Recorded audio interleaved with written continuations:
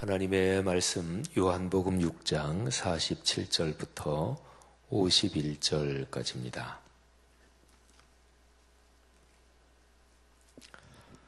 요한복음 6장 47절부터 51절까지 말씀 우리 모두 같이 봉독하지요. 하나님의 거룩한 말씀입니다. 진실로 진실로 너희에게 이르노니 믿는 자는 영생을 가졌나니 내가 곧 생명의 떡이니라. 너희 조상들은 광야에서 만나를 먹었어도 죽었거니와 이는 하늘에서 내려오는 떡이니 사람으로 하여금 먹고 죽지 아니하게 하는 것이니라. 나는 하늘에서 내려온 살아있는 떡이니 사람이 이 떡을 먹으면 영생하리라. 내가 줄 떡은 곧 세상의 생명을 위한 내 살이니라 하시니라.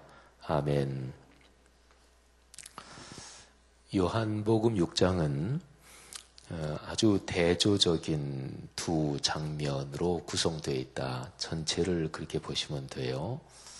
대조적인 두 장면. 그건 왜 대조적이라고 하냐면요. 하나는 사람들이 예수님에게 감동이 돼서 그래서 저분이야말로 우리의 지도자다 하고서 예수님을 자기들의 지도자로 왕으로 추대하려고 하는 그런 감동적인 장면입니다. 그게 이제 오병이어의 기적을 베푸시고 나서 그리고 나서 이제 그런 장면이 벌어지죠. 사람들이 예수님을 신뢰하고 또 예수님을 대단한 분이라고 보고 막 열광하고 그러는 장면이죠. 그 다음에 두 번째는요. 예수님께서 그렇게 해서 자신에게 열광하는 사람들에게 이제 이런저런 말씀을 쭉 하십니다. 근데 그 말씀의 핵심은 내가 생명의 떡이다. 이게 이제 그 말씀의 핵심이에요.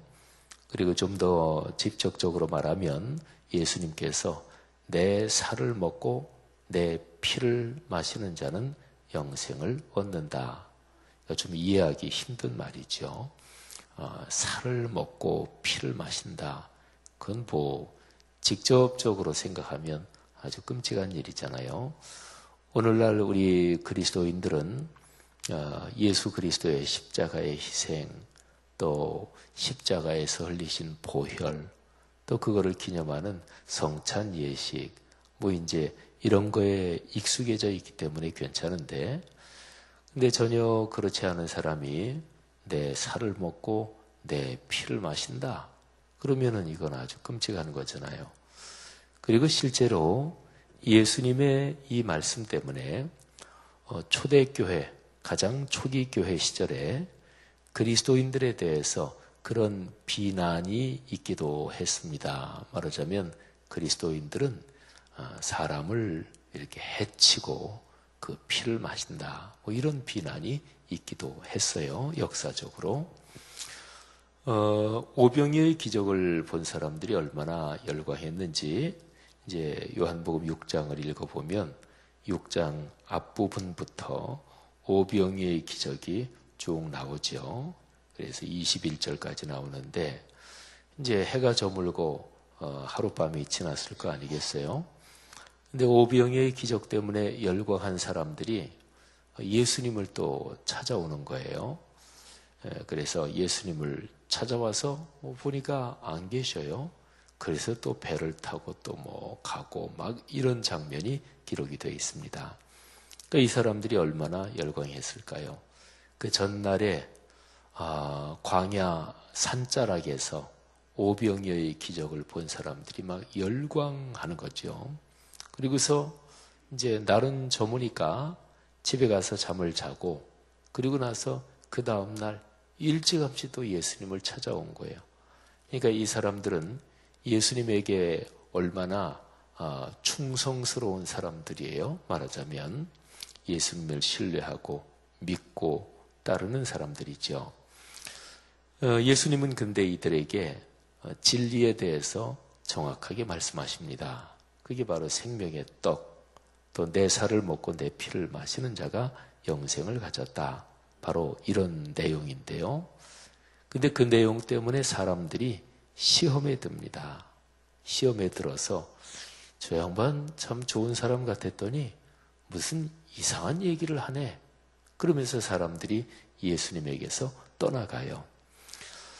6장을 쭉 보면 오늘 우리가 51절까지 봉독을 했습니다만 6장 66절에 이렇게 기록이 되어 있어요. 그때부터 그의 제자 중에서 많은 사람이 떠나가고 다시 그와 함께 다니지 아니하더라. 그리고 이제 67절에 보면 예수님께서 12제자에게 이렇게 말씀하십니다. 너희도 가려느냐? 너희도 떠날 거냐? 이렇게 물으셔요. 그러면 한번 생각해 보세요. 그렇게 열광했던 사람들, 그런데 예수님께서 진리에 대해서 정확하게 말씀하시니까 그게 걸림돌이 돼서 많은 사람들이 예수님을 아예 떠나버렸다고요. 우리는 우선 이 6장 전체를 이렇게 보면서 여기에서 이런 가르침을 받아야 돼요.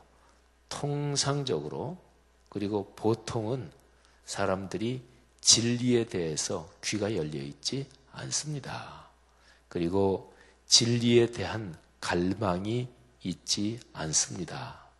그러니까 통상적으로는 사람들이 바라는 거는 뭐 어떤 종교를 가져서 나 그냥 잘 살고 싶다.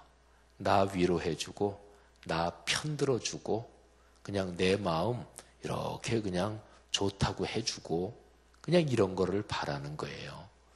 근데 예수님께서 진리를 정확하게 말씀하시니까 이게 사람들이 진리에 대해서 귀도 열려 있지 않고 깨닫지도 못하니까 게다가 그냥 나 편들어주고 나 잘된다고 해주고 그냥 나 칭찬해주고 이러기를 바라는데 그러지 않으니까 사람들이 획 하고 돌아선 거예요.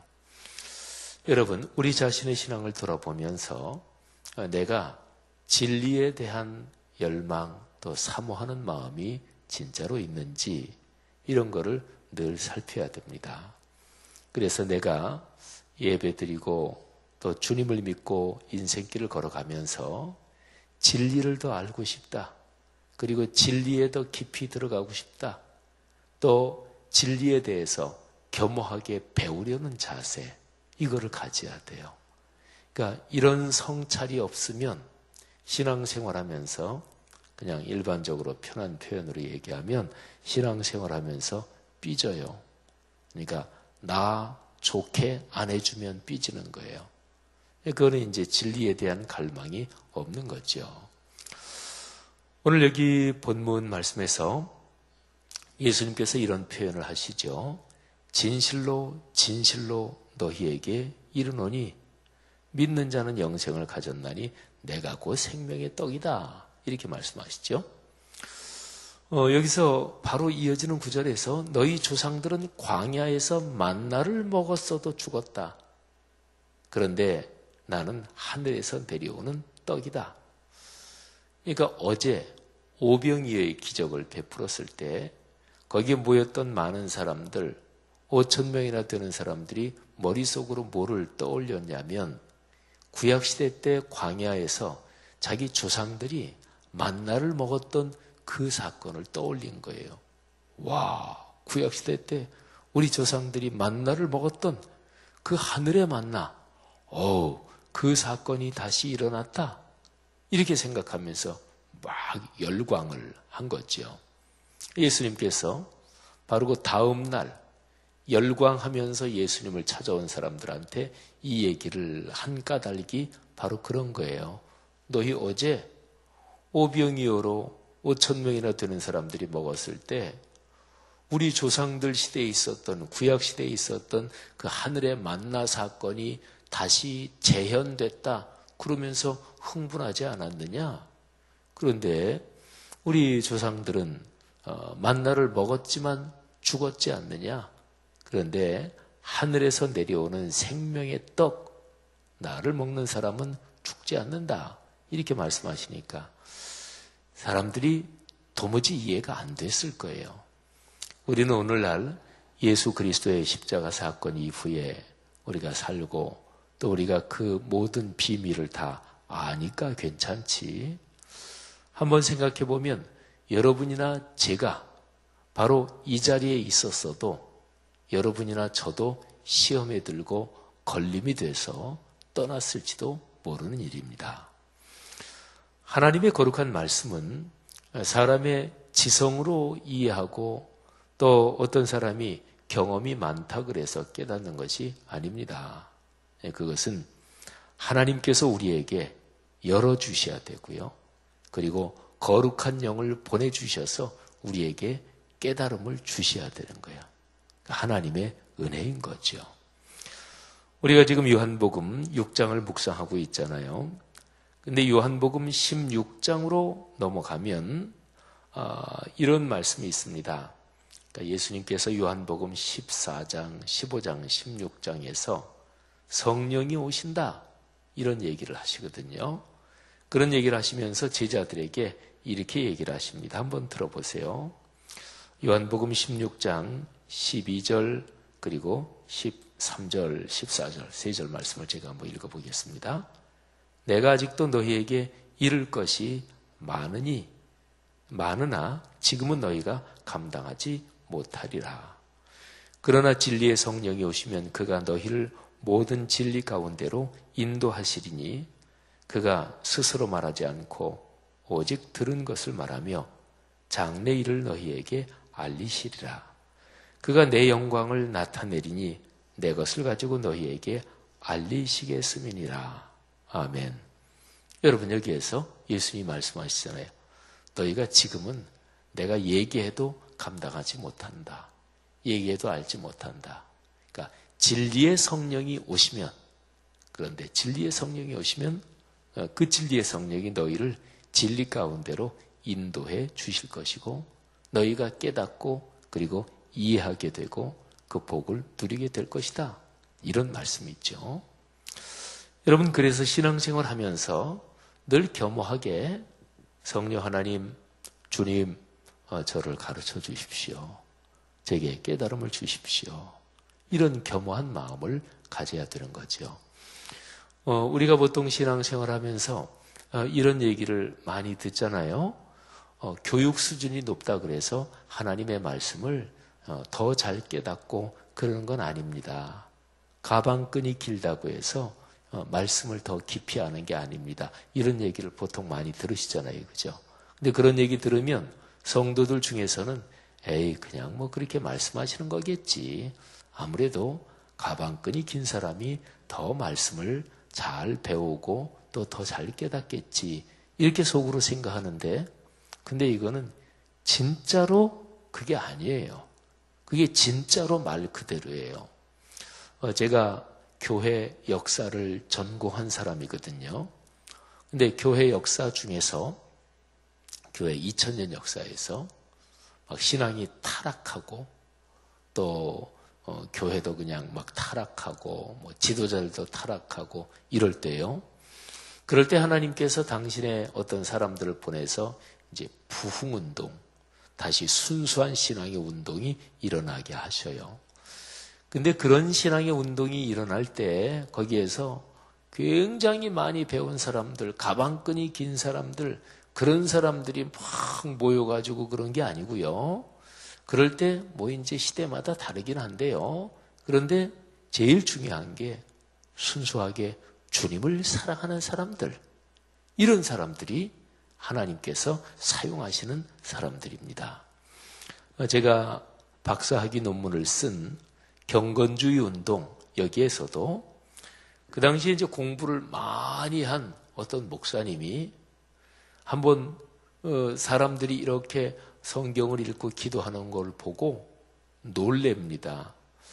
어떤 모임이었냐면 하녀들의 모임이었어요. 뭐 하녀들이니까 글을 모르다가 겨우 글을 깨치고 뭐 이러면서 성경을 읽고 그리고 성경 말씀을 나누고 뭐 그러는데 그 당시에 정확하게 그 목사님 이름이 스페너 목사님인데 그분은 그 당시에 박사학위까지 다 마친 분이었어요. 근데 평범한 하녀들, 그런 사람들이 이렇게 둘러앉아서 말씀을 읽고 읽은 말씀을 나누고 묵상하고 그러는데 이 목사님이 감탄을 한 거예요.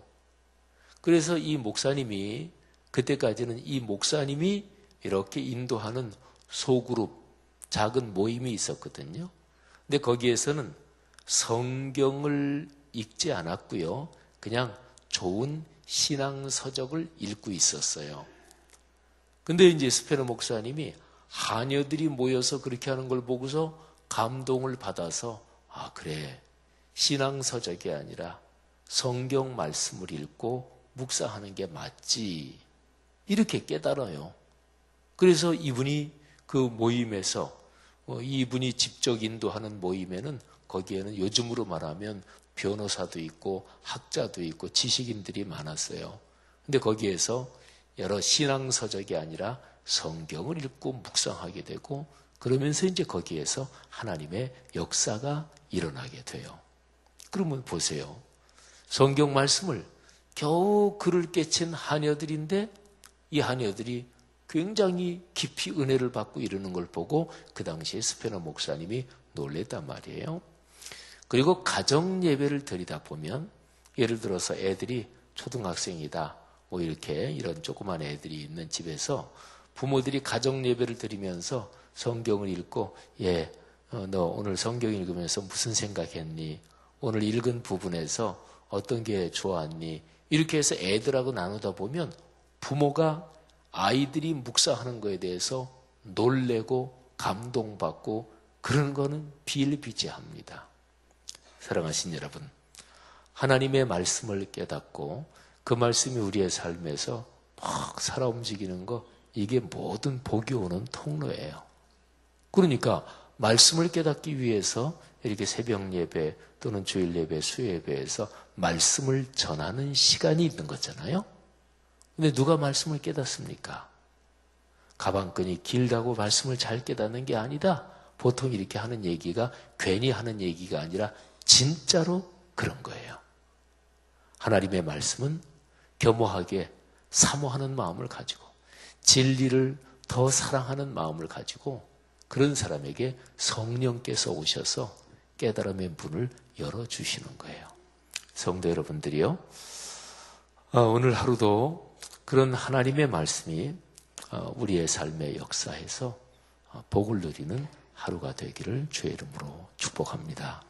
그리고 여러분의 가정에 또 여러분의 자녀 후손들에게 하나님의 말씀이 깨달아지고 그래서 그것 때문에 행복해지고 그 말씀이 이루어지는 그런 큰 복이 가문 대대로 흐르기를 주님의 이름으로 축복합니다.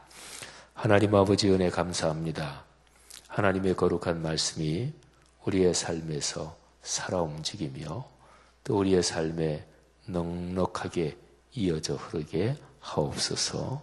오늘 새벽 예배에 나온 귀한 하나님의 사람들, 이 귀한 분들의 삶에 오늘 충만하게 하시고 또 내일 거룩한 주일 하나님 아버지의 은혜로 말씀을 깨닫고 말씀에서 은혜 받고 그래서 삶이 또 복을 얻고 누리며 나누게 하옵소서. 축복합니다. 오늘 우리가 가지고 있는 기도 제목, 기도 올릴 때도 하나님 아버지께서 받아주시는 줄 믿습니다. 예수님 이름으로 기도 올립니다. 아멘. 귀한 말씀 감사드립니다.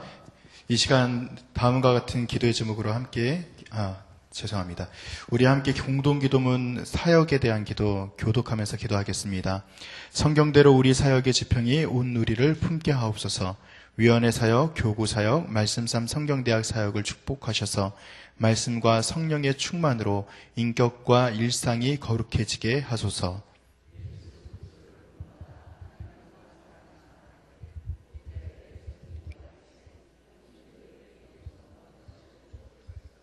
한 사람을 사랑하고 세우는 일이 사역의 근원이 되게 하시고 하나님 나라에 헌신하는 작은 모임을 거룩한 영으로 채우시며 우리 사역이 사회 변동과 역사 흐름을 이끌어가게 하옵소서. 함께 아멘. 함께 주기도문 하시겠습니다. 하늘에 계신 우리 아버지, 아버지의 이름을 거룩하게 하시며 아버지의 나라가 오게 하시며 아버지의 뜻이 하늘에서와 같이 땅에서도 이루어지게 하소서. 오늘 우리에게 일용할 양식을 주시고 우리가 우리에게 잘못한 사람을 용서하여 준 것 같이 우리 죄를 용서하여 주시고 우리를 시험에 빠지지 않게 하시고 악에서 구하소서. 나라와 권능과 영광이 영원히 아버지의 것입니다. 아멘.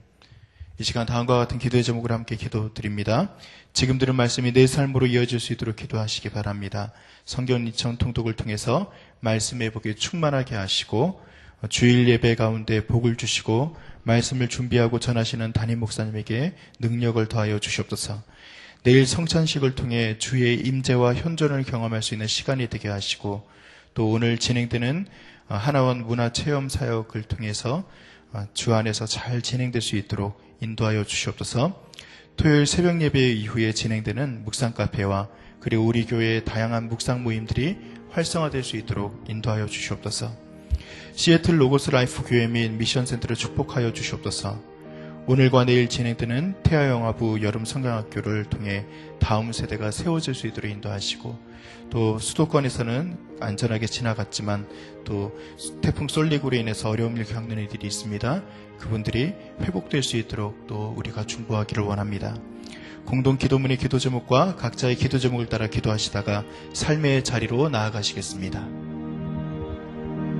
아버지 하나님 감사합니다. 주님께서 하나님 감사합니다.